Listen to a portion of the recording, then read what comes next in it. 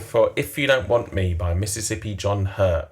That thing that you just heard there is essentially what he plays on the DC Blues Library of Congress Recordings Volume 2, a very sort of snappy title there for an album.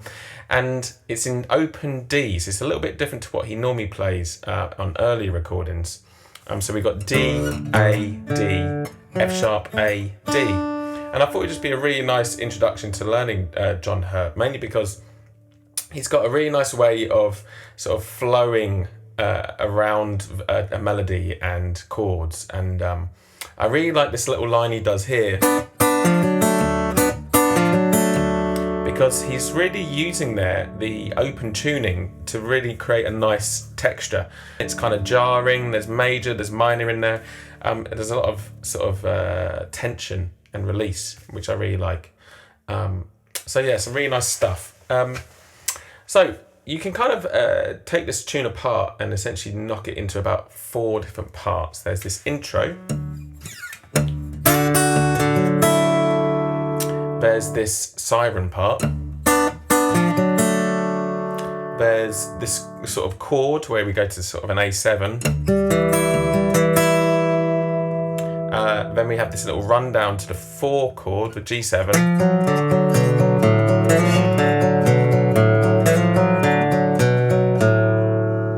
And that's essentially it. So you've got kind of like these parts, and then the way that Mississippi John Hurt puts it together is essentially sometimes he'll go like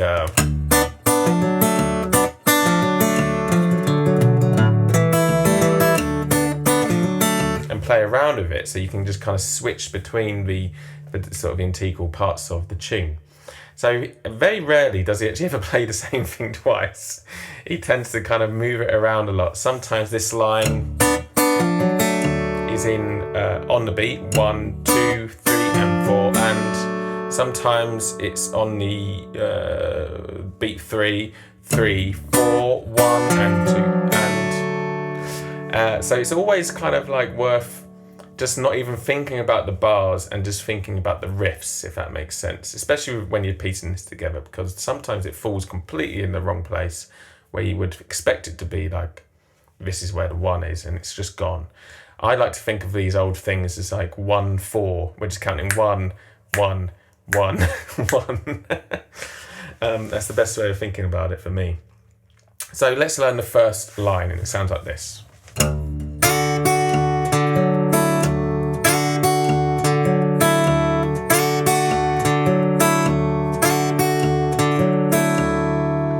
So it's essentially, it's like a D chord. We've got the low D and the bass. The bass is going 1, 2, 3 and 4, and 1, 2, 3 and 4, and. So notice that we're playing on the and there. So we're going 1, 2, 3 and 1, 2, 3 and we're just moving between D and D, the low D and the middle D. 1, 2, 3 and 1, 2, 3 and. On beat 2, we're sliding from the E, which is on the 2nd fret D string, and we're sliding up to the F sharp. So that's on beat 2. So we're going 1, 2 and 3. 1, 2 and 3 and 1, 2 and 3 and 1, 2 and 3 and. Yeah. Now after the 3 and, we're then going to go to the index finger on the F sharp string, and then the middle finger and the ring finger are going to play the open A and the 3rd finger there, which is holding an F sharp. So we get this 1, 2 and 3 and 4 and 1, 2 and 3 and 4 and 1, 2 and 3 and 4 and 1, 2 and 3 and 4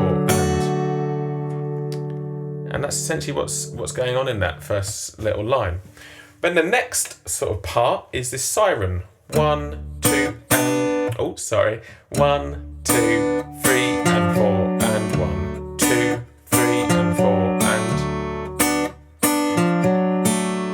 So what's going on there? The first finger is going to the 2nd fret A string. The play the note B, and at the same time the middle and the ring finger and the right hand are playing the A string and the D string together on the second beat and the third beat of the bar. So we're going low D on beat 1, 1, 2, 3, and then the second finger is coming over playing the F natural, that's the D string 3rd fret, and then the thumb's playing that, and then the index is playing the F sharp string, and then the middle finger is playing the open A string.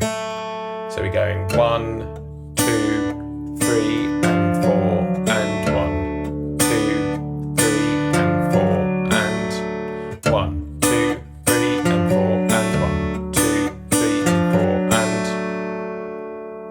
and that's essentially what's going on there. So I would just kind of play that until it kind of feels comfortable. And then we have this this chord essentially. So we've got a second finger on the 2nd fret D string, first finger on the 1st fret F sharp string, and third finger on the 2nd fret D string. And if you strum from the A string downwards, essentially what you're outlining there is an A, an E, a G, an A, and an E, which kind of spells out an A7. So what we can kind of look at is essentially this. So the thumb is going on the beat, 3, 4, 1, 2. If that makes sense. 3, 4, 1, 2, 3, 4, 1, 2. And then what's happening essentially is the ring finger is playing on the and of 4. So we're going 3, 4, and 3, 4, and 3, 4, and. On beat 1, the thumb's coming back down, and then the index and the middle finger are playing a little dyad on the F sharp and the A string, and then that thumb's coming back down again on beat 2, and then that ring finger again on the and of 2. So we get 3, 4, and 1, and 2, and. That makes sense?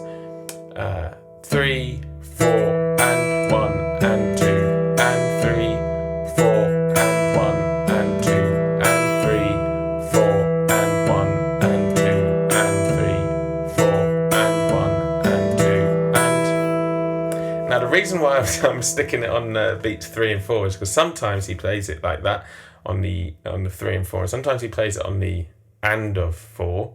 So it's kind of like just trying to get you guys to kind of think of it in those terms. It can just happen at any moment, in all honesty, when you're actually playing along with Mississippi John Hurt. So now we've got 3 phrases. We've got the opening line, we've got the siren line,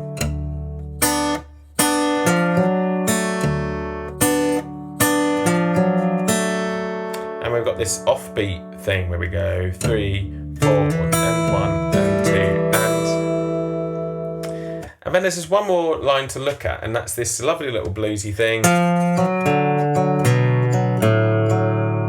Whereas essentially the second finger is going to the D string 3rd fret for the note F, then you're playing an F sharp with the index finger.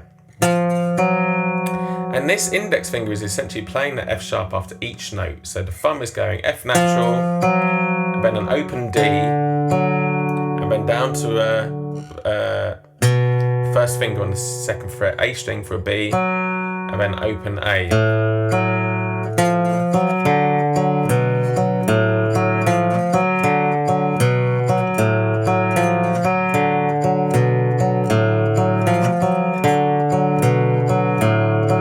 Get the idea? And that's essentially all of the parts of the song. What he does, he kind of like joins them together with random beats of D. So if you kind of think this is always pounding along when you're not playing anything, and then you're just throwing in these little lines.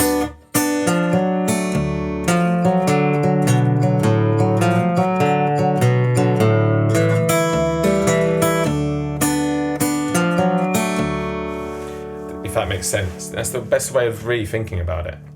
But we're going to follow the music. There is a PDF down here, and this is essentially what we're going to play. We're going to do the opening line, so we're going to go 1, 2, 3, 4, 1, and then to this siren.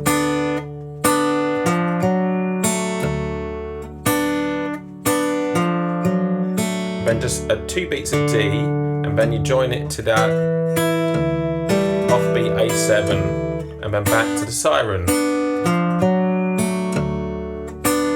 And then we're going to move into the like G7 riff 3 times. And we're going to go back to the offbeat on the A7, and then the siren.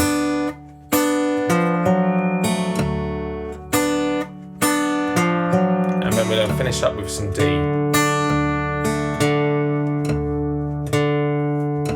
Round again. Siren. So that's the second finger. 2 beats of D, and then we're going straight into that A7, and then the siren.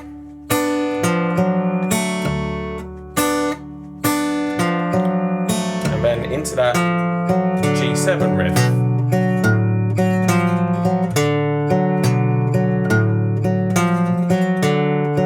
Into that A7,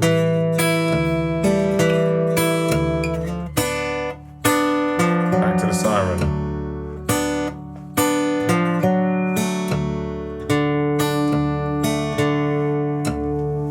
And there we have it. Now the thing to remember is that when you're playing along with him, what you realise is these little lines are actually straight. Sometimes he plays it like this. Sometimes it's. So feel free to play around with that swung and straight feel. It's also the same on this. It's either straight or it could be swung. And it's really nice just to play around with that. Once you get all these little licks and riffs put together, start playing around with that straight and swung feel. And then eventually just get the tempo up.